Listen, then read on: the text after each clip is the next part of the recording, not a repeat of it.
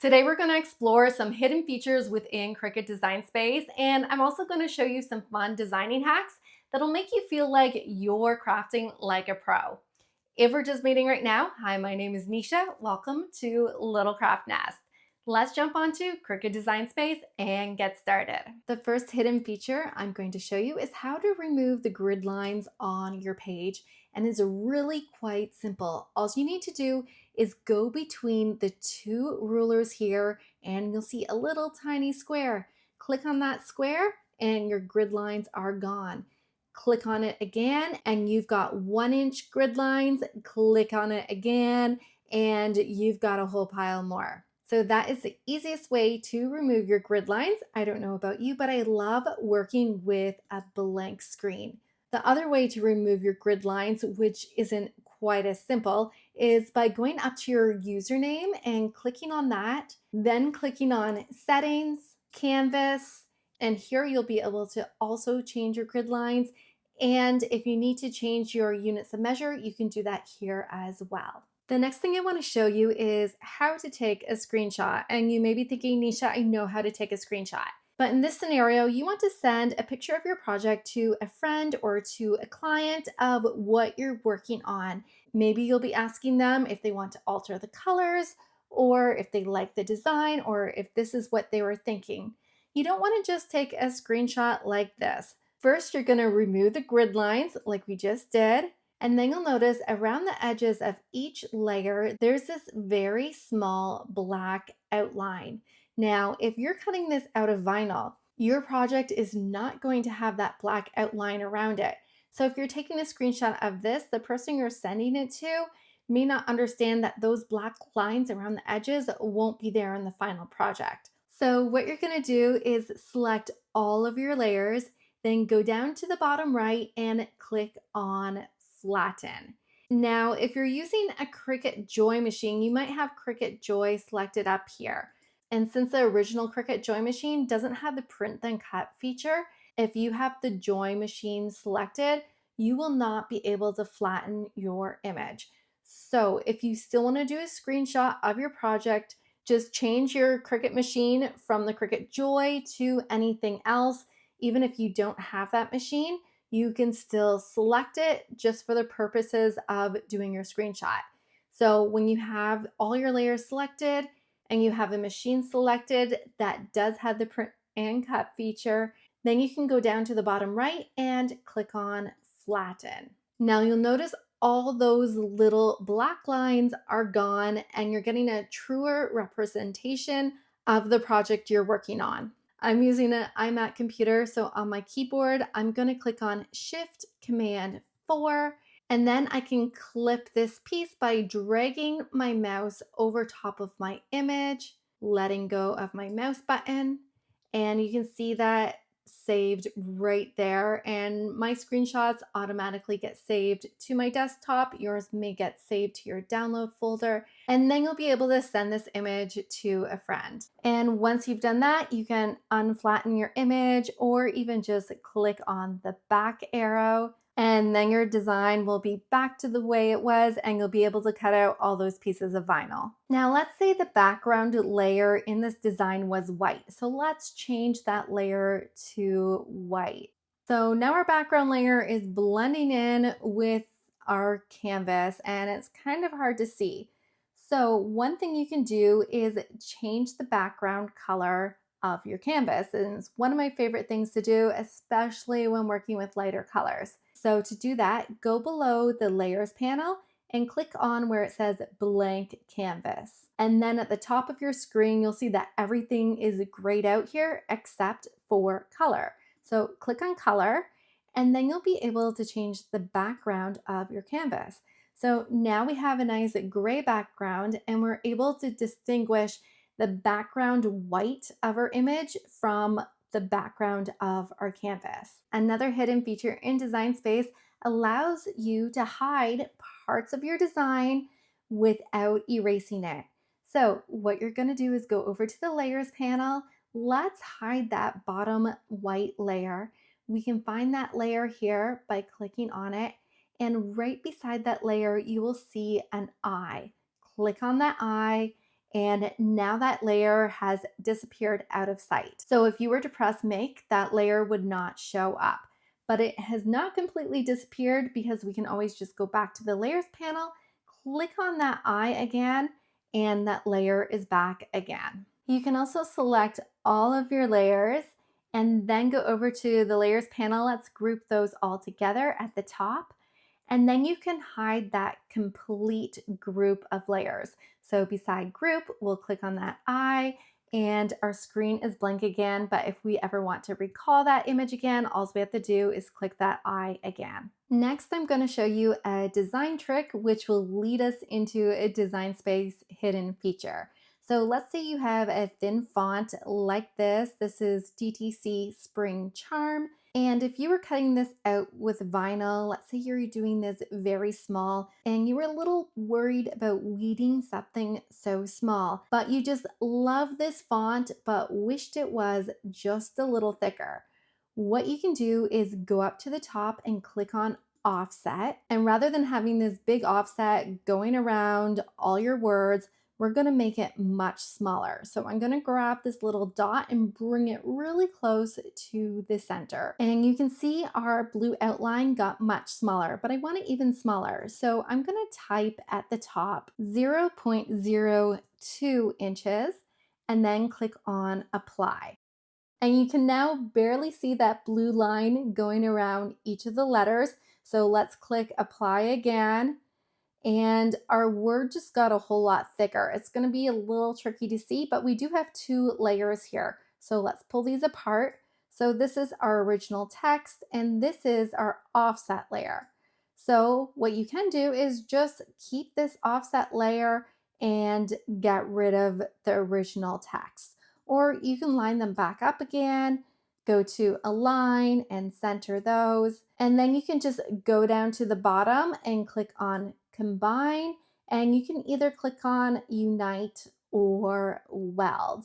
So let's say you clicked on weld. So we have both those layers together. We cannot go in and edit this text anymore unless we were to press undo. But once you save this and come back to this project, if you wanted to add more to rise and shine, maybe you want to add a few more words before or after, you would not be able to edit your text anymore, which leads me to our hidden feature. If you're opening up your project and you look at your layers panel and all you see is this weld result here, you're probably going to wonder, what font did I use? I really want to use that same font. I want to add something to this, but I just don't remember what I did. So in the layers panel, you're going to click on that weld layer, and then you're going to right click or control click with an iMac mouse. And then you'll see this hidden pop-up menu here. You can scroll all the way to the bottom, and where it says image info, it will tell you what font you use for this. So right here it says font DTC Spring Charm. So now you can go ahead and use that same font again and not have to remember what you used before. And it also tells us that we used an offset with this as well. So that feature is very handy. I've used it so many times in the past. And while we're on this drop-down menu, you can also rename your layers. Now, I don't do that too often, but if you have a lot of layers and you want to organize them a little better, rather than having this layer called weld result, you can click on rename. You can just call this layer rise and shine, and we can save that, and then you'll know exactly what layer it is. This is very handy when you are working with piles and piles of layers. Now, instead of text, let's jump back over to looking at images. So if you click on this image, we can do the same thing we just did with the text to figure out a little more information about it. So if we go back to this layer in the layer panel and right click or control click, scroll all the way down to the bottom, and under image info, it will have the image number right there. You can also click on that image number, and that will take you to the original image that you put on your screen. And then you can click on the creator's name right below, and you can see what other images they have. Maybe there's something related that will go with the image you just used, or maybe you just really like their artwork and you can scroll through to see what there is. So here we have a bunch more cute little Highland cows that you could use for your project. And if we go back to our canvas, just click on images again. And if you left click on this layer, you can also rename this image as well. One thing I use quite often in Cricut Design Space is the use of guide layers. So let's say I wanted to put this cute little Highland cow on top of a notebook, but I wanted to size it correctly. What you could do is go over to shapes, select a square. Under size, I'm gonna unlock the size so that I can distort it from a square to a rectangle. And let's make it a 5x7 notebook. So my shape here is black. You can obviously change the color, but something else you could do is go under Operation, go right down to the bottom and click on Guide. Now, when you click off of this guide layer, it will be this red rectangle. And if you click Make, this rectangle would not show up. So this is just for your reference. It's not something that will be cut out, but it allows you to put markings on your screen. Then you can grab your cute little Highland cow and place it on top, and you can resize it. You can visualize a bit better of what your final project will look like. Now this layer is on top of my cow. So I'm just gonna go over to my layers panel and drag that below. So now my cow is on top and I can resize it. Maybe I wanna put it in the corner and I could add some text on top, or maybe you want it centered. It just gives you a better idea of what your final project will look like. Now there's something else you can do with this guide layer, which is really kind of fun. So we can go over to text and we've got a new text box here. You can write yourself little notes about this project. You can do something like use this cow for birthday gift cut out of shimmer vinyl, or whatever you wanted your little note to say. Now this text is rather big. We can always shrink that down. But what I want to show you is if you go over to Operation, you can go down to the bottom and change this to a guide layer. So now this will not cut out in your final project and you can leave yourself little notes. Now, if you look closely, if I zoom in here, you can see we've got the double outline here because this was originally a cut layer. So what I like to do is actually change my font back to Cricut Sans. So let's do that. So I've changed this to the Cricut Sans font. So now I'm going to go under Style and change this to a writing font. And that changed my operation to pen. So I have to click back on Operation and change that to Guide. And that's how you can leave little notes for yourself. And of course, you can make this font much, much smaller so it's not so big. And you can also put this off to the side in the corner. And if you wanted to, once again, you can hide this layer by clicking the eye. And then you have your secret notes hidden. A Design Space trick I love to use is taking single layer images such as this one. You can see in the layers panel, this only has one layer. So we have everything the same color and it's all attached together. So what if you want to use this, but you wanted a few extra colors and extra layers in this? You wanted to turn the flowers a different color and the leaves a different color? You can do that, and I'm going to quickly show you how to do that. So first we're going to duplicate this main layer by going above the layers panel and clicking on duplicate. Let's do that one more time. So we've got 3 different scissors here. On the first layer, we're going to click on that and then go down to the bottom right and click on contour. For this layer, we're going to keep the scissors and we're going to remove the leaves and the flowers. So to do that, all you need to do is click on each one of those shapes. And you can see them disappearing on the canvas behind me while I do this. And then just click the X on the top. So here's our one layer. Now we're going to do the same thing, but we're gonna get rid of the scissors and the leaves and just keep the flowers. So let's click on this next layer, go down to the bottom right, click on contour, and we can remove those leaves. And let's remove all these scissor pieces. And then click the X. And here we have the flowers. So we can go ahead and change the color of these. So if we go up to the top, we can make those pink maybe, and we can drag them over here to line them up where they were before. And now we have two separate layers, but we want to add one more. So let's click on our last one, click on contour, and this time we just want to click the leaves. And a faster way to do this rather than clicking on each item is by clicking hide all contours. And what that does is just keep the top layer. So right now we just have the scissor outline. So I'm going to click on the leaves to bring those back, and then click on that scissor outline. You can click on it here or in the panel here on the side. And now we just have the leaves there with a few less clicks. So let's click on that X, and we've got our final layer here. Once again, we can change the color and we can move it over to our design. And now we have a 3-layered design instead of a 1-layered design. Now, if you're looking at this design and you're thinking that's going to be a lot of wasted vinyl in between these flowers, you can break this down into even more layers. So we can go back over to contour again, and we can just keep one flower. So let's get rid of the other ones here. Click that X, and now we only have one flower.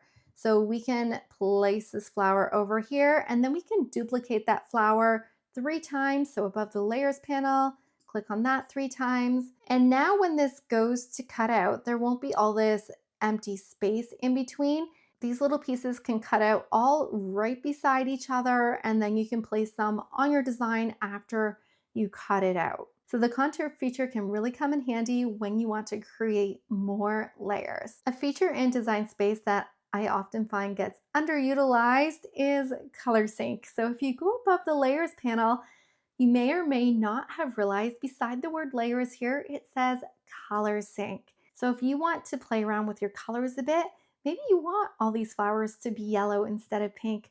What you can do is either drag the flowers one at a time over to the yellow, and you can see here that automatically changed that one flower to yellow, or you can grab the whole color group and drag that over to yellow, and now all of the flowers are yellow. So that's a fun little way to change multiple colors at once rather than going through each individual layer one at a time and changing all of your oranges to pinks or all of your blacks to purple. You can simply drag the whole color group over to another color group and change all those colors at the same time. Did you know that you could take elements from a project that you're working on in Cricut Design Space and take those elements and copy and paste them into another project? Let me show you how. First, I'm gonna go out of full screen mode and shrink this down. And then I'm gonna go up to File and click on New Window. So now you can see I have another page here trying to load. So I've got Design Space right here and Design Space over here. So in this new window, I'm gonna click on New Project, and I can switch back over to my other project, and I'm going to copy this image. So using my iMac keyboard, I'm going to click on Command C and then switch over to my other canvas and click on Command V. And there's our Highland cow on our new project. Opening up more than one window also allows you to use more than one Cricut machine. So if you have a Cricut Maker and a Cricut Joy, let's say what you can do is on the second window, we can change this from the Maker 3 to the Cricut Joy. So when you press Make, this one will connect to your Cricut Joy, and this one will connect to your Maker 3. Now, let's say you have more than 2 machines, maybe you have 3, 4, or 5. You can keep opening up more windows. So now I'm opening up a third one, And you can do the same thing. So you can begin a new project and add anything to the canvas you want. You can open up one of your old projects and you can go ahead and have multiple projects all cutting out at the same time. This feature is very handy. So go ahead, play around with it, and I'm sure you will get a lot of use out of it. Now there's a few more hidden features I want to show you on the make screen. So we're going to pretend that we want to cut out these stickers here. So let's click on make, and I'm sure you're aware that you can change your project copies here. So instead of cutting out 4 stickers, you want to double them all. So you have 8, you could do 2 project copies, click apply, and now we have 8 different stickers. I'm actually going to go back to just 1 copy and click apply. But you'll notice these stickers are on 2 separate pages. I've got 3 on one page and 1 on the other. And it looks like there is space to add a sticker here. So why did Design Space only put 3 here? You are able to change that. So let's click on screen number 2. Click on those 3 little dots above our image. And we have 2 options here. We have Move Object and Hide Selected. If you were to click Hide Selected, your Cricut wouldn't even cut this image out. Instead, we're going to click on Move Object, and then you can click the page that you want to move it to. So you can create a new page, or in our case, we're going to click on that first page, click Confirm, and that sticker is now on top of another sticker. You do not want your stickers to be overlapping because then you'll have cut lines running through one or the other. So we can slide this one over here. Just make sure they're not touching. And look, we were able to get all 4 of our stickers on one page and there's no overlap. So we're just saving some material here, which is a great hack that you'll use all the time. So now let's press continue again. And here's where you would send your image to your printer. We're going to say we've already printed this because I want to show you something else. Under step number 2, where it says set base material, this is where you choose your material setting. You can click on browse all materials to be able to see all the different cut settings that Cricut has. Now, if you look at the very bottom of this chart, you'll see where it says material settings. We're going to click on that because over here, you'll be able to see all the pressure settings for each of the settings. The last list doesn't tell us the cut pressure, but this one will. So if you were cutting acetate, for example, you can see that the cut pressure is 280.